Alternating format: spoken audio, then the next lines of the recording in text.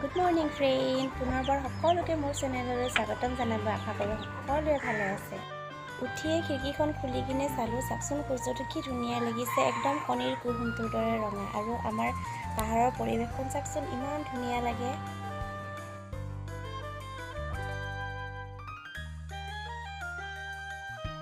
এতিয়া গাটো ধুই পূজা কৰিবলৈ ল'লোঁ। আমাৰ ফুল একেবাৰে নাই, যিখিনি আছে তাৰে এটা দুটা কৰি ভগৱানক দি থাকোঁ, আৰু ফুল নিদিয়াকৈ পূজা কৰিলে ভাল নালাগে।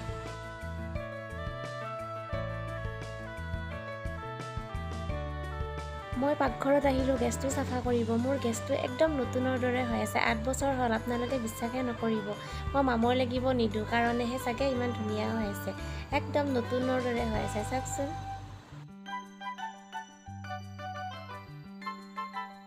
আজি ৰ'দটো বিৰাট চোকা আছিলে, সেইকাৰণে মোনাক দুপৰীয়া শুৱাই থোৱা বিচনাৰ কাপোৰখিনি ৰ'দত দিলোঁ। মাজে মাজে কাপোৰবিলাক ৰ'দত দিব লাগে।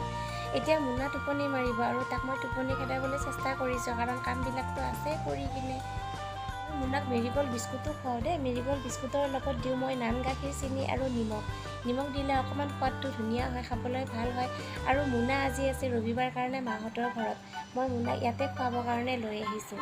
আৰু ভণ্টি আজি বনাই আছে ৰেচিপি মাছ আৰু ৰঙালাও। আজি মই ৰেচিপি দেখুওৱা নাই, সেইকাৰণে ভাবিছোঁ ভণ্টি বনোৱাকৈ দেখাই দিওঁ। আৰু এতিয়া আমি খাবলৈ লৈছোঁ তৰমুজ। গৰমত তৰমুজ খাব লাগে, ভুলে হৈ যায় কথাবিলাক।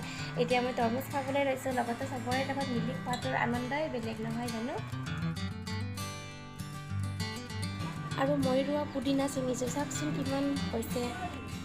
আৰু দিনটো যে কেনেকৈ গ'ল গমেই নাপালোঁ। এতিয়া দালি বনাই আছোঁ, তৰকাৰী দিনৰে আছিলে, ময়ো ৰঙালাও বনাইছিলোঁ, আৰু এয়া ভাত বাঢ়ি ল'লোঁ। আৰু ফ্ৰেণ্ড, ভিডিঅ'টো ইয়াতে সামৰিলোঁ। আশা কৰোঁ ভিডিঅ'টো চাই ভাল পাইছে। ভিডিঅ'টো চোৱাৰ বাবে ধন্যবাদ।